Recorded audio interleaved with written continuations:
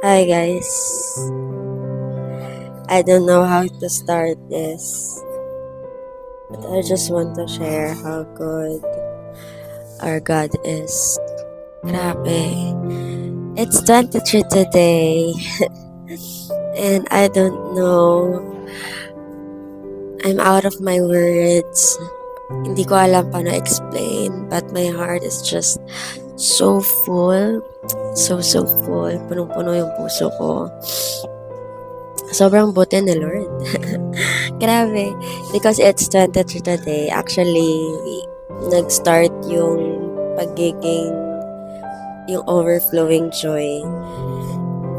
Kaninang madaling araw, it's, I think, 12:30 something. And December 23, ginising ako ng asawa ko.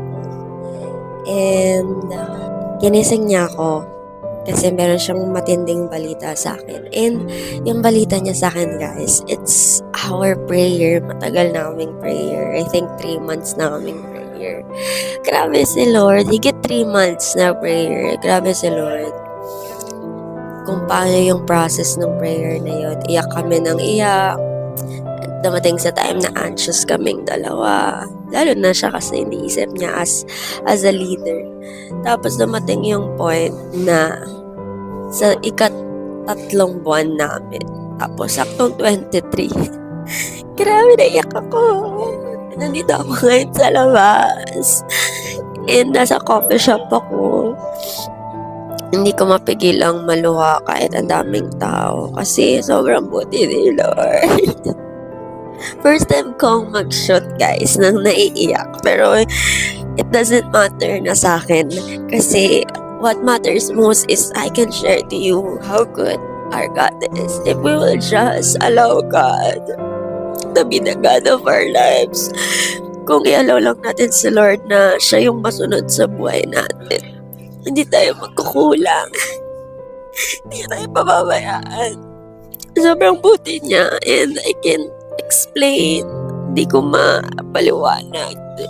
Walang right words. Alam mo yun? Para i-describe kung gaano kabuti si Lord. Kung may pinaka matinding words pa sa word na mabuti. Kung may hihigit doon. Pwede yun. Pero, grabe lang. It's December 23. Imagine, it's His birthday that we celebrate yet. He's the one giving everything for us. Imagine that. You know what? One thing that I believe God wants. Walang iba kundi magtiwala tayo sa Kanya. Walang iba kundi sumampalataya tayo sa Kanya. Kasi the moment we put our trust in the Lord, He will be with us. We will be with us. And yun ang gusto ng Diyos. Yung makasama niya tayo. Imagine. Pwede naman iba, diba? Pero bakit gusto niya tayong makasama? Grabe lang, hindi ko mapigilan. Yung prayer namin na matagal namin pinagpipray ng asawa ko. Dumating siya sa bagay na hindi namin ina-expect. And ang nakaka-amaze kasi, guys, sobrang visible yung move ni Lord. Kaya naiyak kami. Nung ginising ako ng asawa ko kagabi, naiyak ako kasi, grabe. Kaya pala may peace that surpasses all understanding. Kasi, may darating pala, may gagawin pala si Lord. Totoo yung sinabi ng salita na you just need to trust Him at hindi ka magkukulang yun. Pagkatiwalaan mo lang ang Diyos, hindi ka niya pababayaan. That's why it's December 23 today. It's our 3rd month. And ang asawa ko, kung hinahanap nyo, nandun siya sa kabila. Malayo siya sa side ko kasi meron siyang mentoring. Pero habang nag-mentoring siya, I decided na have some date with the Lord. So sabi ko, because it's 23 today, I want to meditate the Psalms 23. I hope and I pray na ma-share din namin sa inyo yung ibig sabihin ng 23. Siguro bigyan ko kayo ng brief. Every time nakakakita kami ng 23, it reminds us that God is with us. Talagang sinasama niya kami. So, yeah, I decided today to meditate the Psalms 23. Though before, nababasa ko na to. Pero today, I decided na aralin talaga yung bawat verse. And grabe, guys. Na-post ko na to sa social media ko. Pero, look. See that? Psalms 23. Punong-puno siya ng side notes. And kasi hindi ko actually hindi mapupuno na nga yung side ng Psalms 23 kasi hindi ko ma-explain, nag-overflow yung joy sa heart ko. Grabe lang kasi sa Old Testament or sa culture before nila David, si King David kasi ang nagsulat nito. Kaya niya inalintulad si Lord as our good shepherd, as a shepherd. Kasi during that time, yung mga sheep dependent sa shepherd nila. Ibig sabihin, yung mga tupa, lagi silang nakadepende lang sa kung anong gagawin ng shepherd nila. Kasi yung shepherd, ang heart niya is to take care of his sheep. Walang ibang gustong gawin yung shepherd, kundi alagaan, ingatan, protektahan, ibigay yung needs ng sheep niya. So, imagine God as our shepherd. He is giving everything for us. Sagot niya ang lahat. He will provide everything. He will supply what your soul needs. He will supply what the things that you need. Physically, technically, grabe lang kabuhay ng salita ng Panginoon. Kaya totoo din sinabi ng Bible, His word is active and alive. Buhay na buhay yung salita niya. Sobrang buti lang ni Lord. Kasi kahit na namating yung time that we walk through the valley of the shadow of death, we will fear no evil because God is with us. Na kahit na dumaan tayo sa pagsubok, dumaan sa mga matitinding bagay na kinakaharap natin, madidilim na part, daanan lang natin. At hindi nakakatakot daanan kasi alam mo na nasamahan ka niya. Sabi doon, your rod and your staff, they comfort me. Yung rod, it signifies protection, and yung staff, it signifies guidance. Imagine, so sa panahon na dumating yung time na hindi na natin alam yung gagawin, sa panahon na darkest moments na tayo, the Lord will protect and guide us.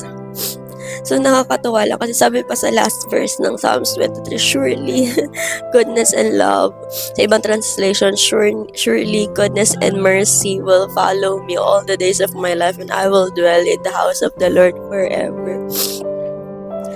Yung surely, it signifies that, confident. Confident yung psalmist, confident si David na yung goodness ni Lord will always chase him. Tapos nakakatuwa pa sa dulo na hindi lang minsan yung goodness ni Lord. Pero sabi doon, all the days of our life. Araw-araw, susunod sa atin. And ang kagandahan pa doon, we will dwell in the house of the Lord. Hindi lang minsan, pero eternity. Hindi lang ngayon, pero eternity. So when God is our shepherd, our future is covered.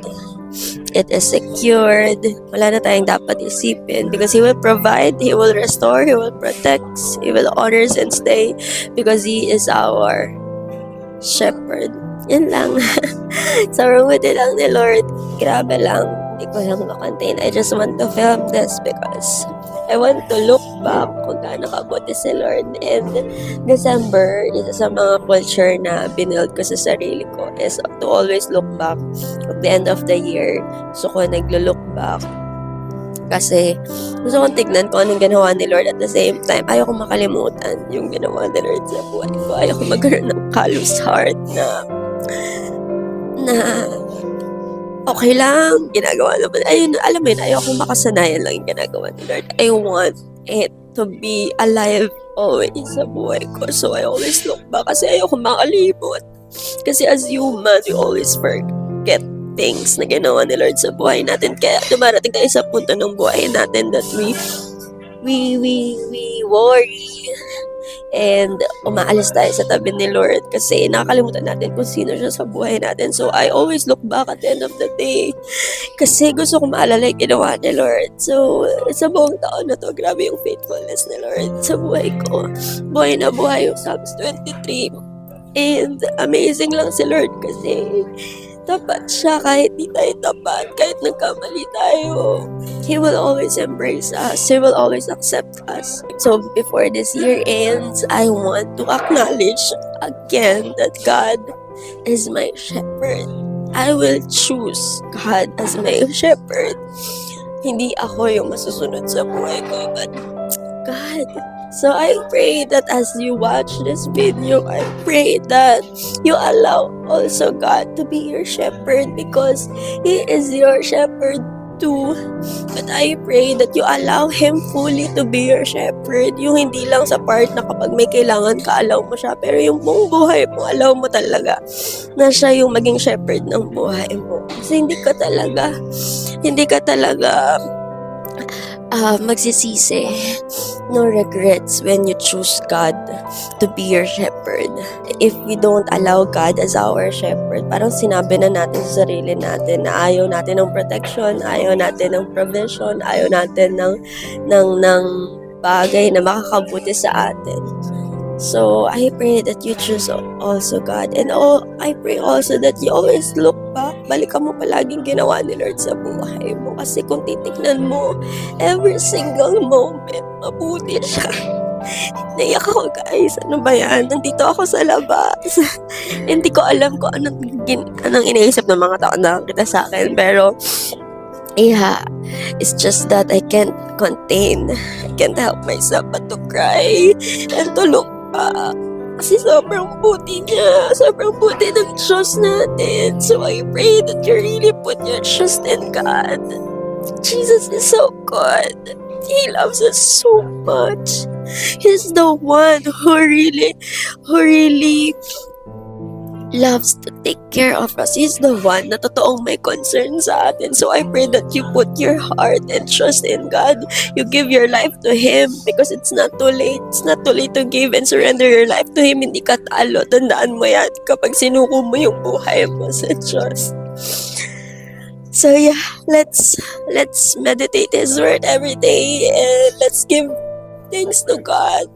Balik natin sa Kanya lahat ng papuri, lahat ng glory, lahat ng bagay because He deserves everything. We don't deserve things in this world. Kasi undeserved talaga natin is mapunta sa impyerno. Yet because of God's grace and goodness in our lives, ito tayo, we are experiencing everything. So let's give thanks to God. So, and I pray that this Christmas, hindi mo lang isipin kung gaano kadaming regalong matatanggap mo. But I pray na this Christmas isipin mo kung gaano kabuti ang Diyos nung bumaba siya dito sa langit para maging tao at iligtas tayo. Praise God. Dahil may sinilang na Jesus. Praise God kasi may namatay na Jesus for us and praise God kasi may nabuhay na Jesus para sa ating lahat. Praise Him. So, yeah. Buti na lang may Jesus. Buti na lang may Jesus. Kasi kung wala tayong lahat dito. So, yeah. Let's love Jesus more. Let's surrender our life to Him. And let's remember His goodness and faithfulness in our lives. So yeah, this is my most vulnerable video. Sobrang transparent video na to. And emotional. Pero full of God's goodness and love. So I will not be ashamed of sharing this because God is good. He is so good and He is so faithful. So yeah, that's it. Shalom everyone.